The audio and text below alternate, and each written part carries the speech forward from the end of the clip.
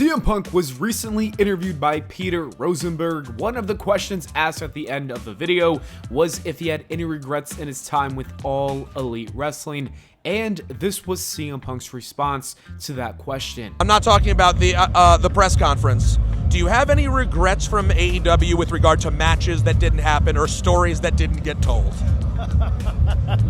Do I? Oh, where there's it's such a loaded question. So let me reframe it so it doesn't sound that way.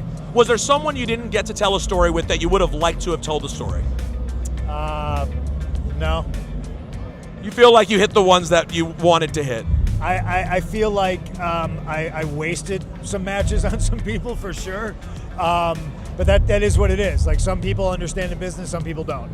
And I think everybody here understands the business. It's safe to say that CM Punk is still upset with his time in All Elite Wrestling and what happened over there. This is another shot from Punk towards his former company. We can only speculate who he's talking about. However, if I had to guess, if I had to take an educated guess, I'd say that he's talking about someone like Hangman Adam Page. As we remember, that feud was supposed to be one of the company's biggest programs, but instead it led to the Brawlout, which eventually led to CM Punk's departure from AEW. Regardless of whoever he's referring to, I don't think he should have any regrets with AEW. At the end of the day, that was a fun run to watch. CM Punk had fun in some of his time, and it did bring him back to the WWE. Therefore, I think he should appreciate how his career went. It looks like he's the happiest that he's ever been, and because of that, I think it's time for Punk to let go of that beef. There's no reason to take shots at AEW anymore. Let them do their thing. Punk is in the WWE now. He's having the time of his life. Don't forget about all the money that he's making. And his storyline this year was one of the best things WWE produced all year that gave us a 5-star classic match that I think we're going to watch for a very long time.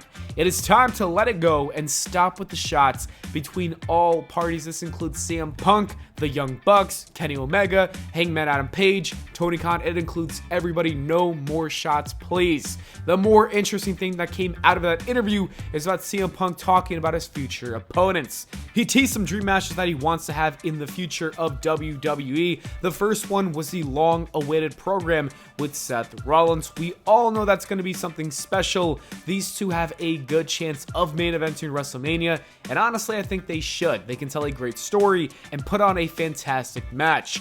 Other than that, he spoke out about having a feud with John Cena. Punk said that he doesn't want to force that match to happen, but he would love to go toe-to-toe with John Cena one last time if that's what Cena wants. I think we all want to see them wrestle in 2025. Hopefully, that does happen. Cody Rhodes is another name that he mentioned. That one promo they had earlier this year before the Royal Rumble is enough proof to tell us that we need to see it happen. CM Punk and Cody Rhodes are great storytellers. A feud for the WWE title sounds like it would cook. A shocking name that was said during this time was The Rock. I think it's a good idea. Maybe not for a match. I don't see that happening, but I would love to see The Rock and CM Punk go in that ring when it came to a promo. That would be kind of fire.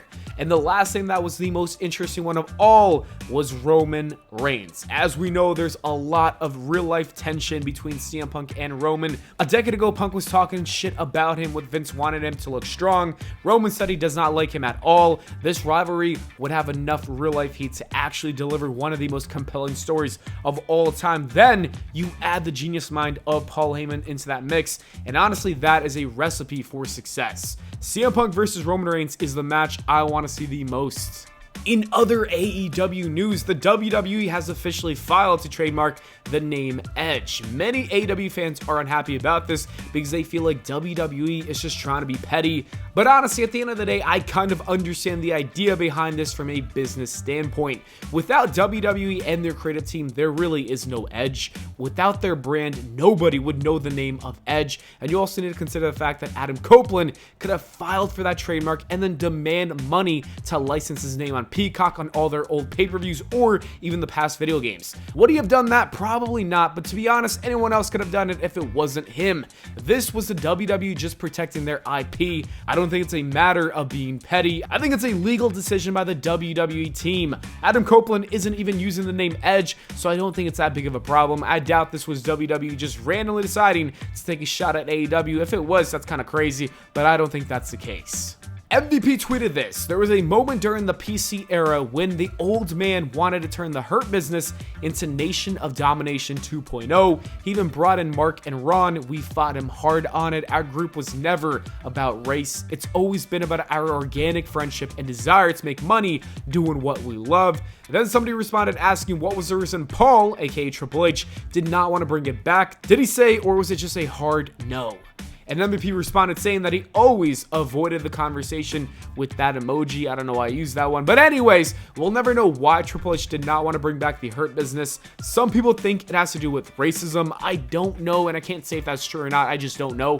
Regardless of whatever the reason is, I think it's a very bad idea that they did not bring them back. The Hurt Business was awesome during the pandemic, and they would have been awesome to see with a crowd. It really sucks that they did not get the chance to perform in the WWE with a crowd. I think the fans would have loved it. This was a big mistake by the WWE by not utilizing them, and we are seeing that AEW is taking advantage of that opportunity and highlighting them.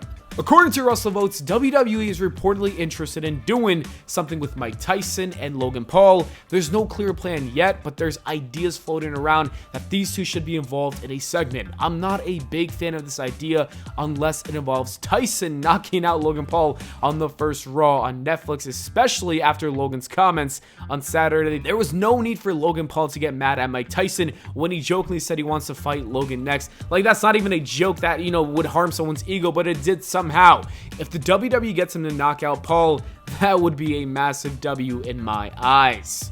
The Washington Post just reported that Vince McMahon and Linda McMahon are currently separated, according to Linda's attorney, Laura Brevetti. This is a great thing for Linda McMahon, considering that Vince McMahon is a complete psycho. After reading that lawsuit, it's clear why these two are not together anymore. Linda McMahon looks to move forward with her life as Donald Trump just announced her as the Secretary of Education.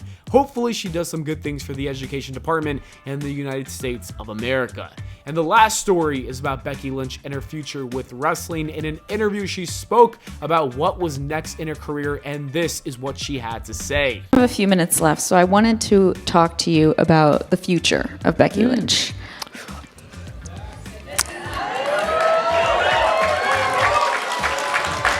The people are speaking. Well, lads. I'm training for this half marathon. I've been working on some other stuff I can't really talk about. But if you think that the way I'm gonna go out after the career that I've had is with Dominic Mysterio slamming a door in my face, well, that's probably not gonna happen. But when will that come back? I don't know. I've really been yes, daughter. I've really been enjoying myself and working on some projects that I'm very excited about. Whenever I get to share them with you, I think they're pretty awesome. I think you're gonna think they're pretty awesome. And we will see what the future holds.